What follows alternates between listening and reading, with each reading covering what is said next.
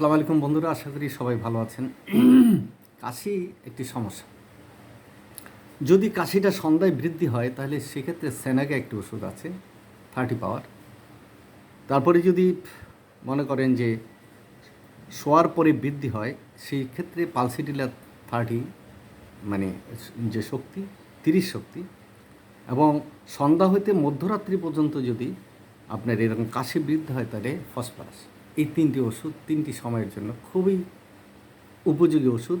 Doctor কামঠান তিনি এই তিনটি ওষুধ তিনি বারবার পরীক্ষা করেছেন এবং ভালো রেজাল্ট পেয়েছেন। যে সন্ধ্যায় যদি কাশি বৃদ্ধি হয় তাহলে সেনেগা 30 আপনার দুবেলা করে মানে 2-1 দিন খাবেন, ঠিক হয়ে যাবে।